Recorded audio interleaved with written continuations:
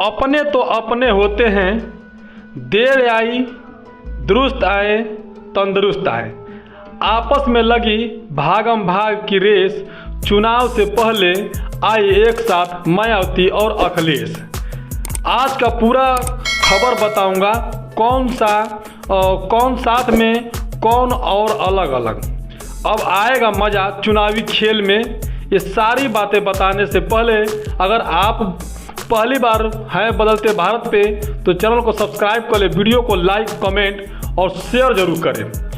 कल आरक्षण को लेकर मायावती जी ने जो कहा अब किसी से छुपा नहीं है। इंडिया गठबंधन हो या एनडीए गठबंधन, मायावती जी के इस गेंद से घड़ा जैसे धड़ाधड़ विकेट गिरने लगा, तो जाने कब और कैसे विकेट गिरा और कौन सा हारने के कगार पे। 2024 के चुनावी मुकाबला में टॉस उड़ाया आरएसएस और टॉस जीती बीजेपी, लेकिन फील्ड में उतरते ही डर सताने लगा हार का। क्योंकि गेंदबाजी मायावती जी के हाथ में आया और विकेट गिरने लगा। बीजेपी ने लाया 33% आरक्षण का विधेयक जो महिलाओं के लिए और नया संसद में पेश हुआ, और बीजेपी का जो चाल तुरंत समझ गई बहन कुमारी मायावती जी, जो बहुजन समाज पार्टी के मुखिया हैं। बहुजन समाज पार्टी के मुखिया जो बहन कुमारी मायावती है वो समझ गए और प्रेस कॉन्फ्रेंस कर महिला समाज के लिए मांग किया 50% आरक्षण। अब क्या घमासान मच गया।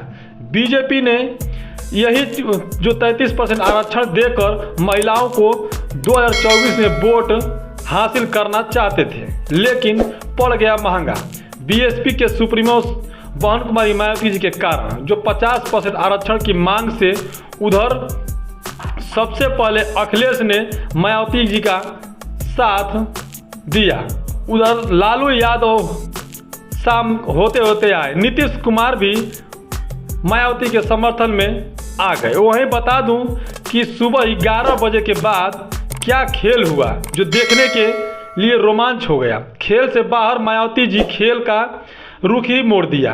दोपहर के बाद बीजेपी के जो सांसद है उमा भारती, जो कट्टर हिंदू हैं पर ओबीसी से हैं, लोग कहते हैं कि ना अपने तो अपने होते हैं, जो उमा भारती के साथ अनुप्रिया पटेल के साथ कई दिग्गज नेता जो ओबीसी समाज के हैं वो बीजेपी में अभी भी हैं, लेकिन वो आने लगे हैं 50% आरक्षण के सपोर्ट में, यानी कि बहन कुमारी मायावती के साथ में। अब बीजेपी का जाना तय हो गया।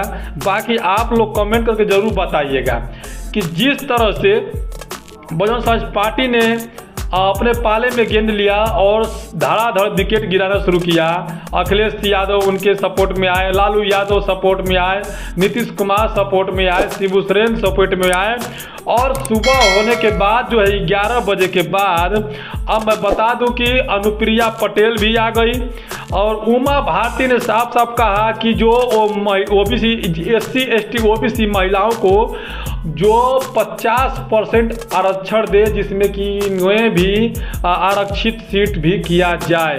अब सोचिए कि वहाँ भारती भी साथ में आ गई बहन कुमारी मायावती की।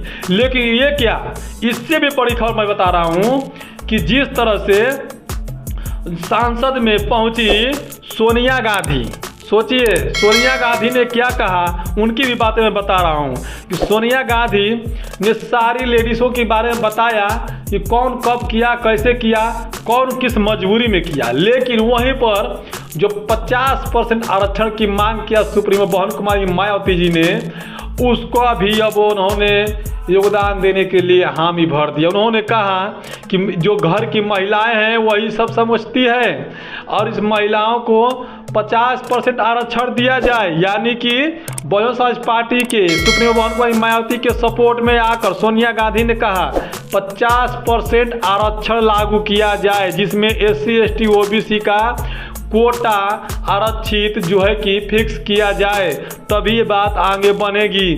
लेकिन ये क्या, ये कांग्रेस का ही देन था जब 33% लागू हुआ था, लेकिन उसमें लागू नहीं होने दिया गया। अब जो है कि बहुजन समाज पार्टी के सुप्रीम बहन कुमारी मायावती ने जो गेंद फेंकी, धड़ाधड़ एकाएक जानते होंगे कि जिस तरह से मोहम्मद सिराज ने गेंद किया और 50 रन में ही ऑल आउट कर दिया था, ठीक उसी तरह से 2024 में लगता है कि 100 पार हो जाए, बीजेपी वही सोचना है।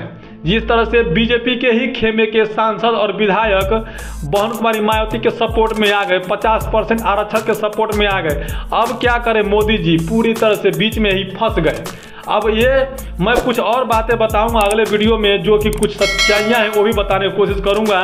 इससे पहले कि आप लोगों से मैं रिक्वेस्ट करूंगा कि आप जाते हैं तो इस वीडियो को थोड़ा ज़्यादा शेयर कीजिएगा, क्योंकि अब ओबीसी समाज के जितने भी नेता हैं वो बहन कुमारी मायावती के सपोर्ट में आ गए हैं, और ओबीसी के जितना अदर जो राजनीतिक है, जैसे कि सभी अपने अपने राज्य पार्टी बना चुके हैं, वो भी जैसे लालू यादव, नीतीश और क्या बोलते हैं अखिलेश यादव, अनुप्रिया पटेल, ऐसे तमाम जो नेता हैं वो बीएसपी के जो समक्ष में आ चुके हैं और उनकी बात पे बात करने लगे हैं।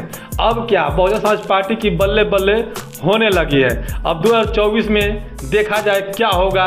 अब कि इसके लिए आप लोग बने रहें बदलते भारत पे। शुक्रिया।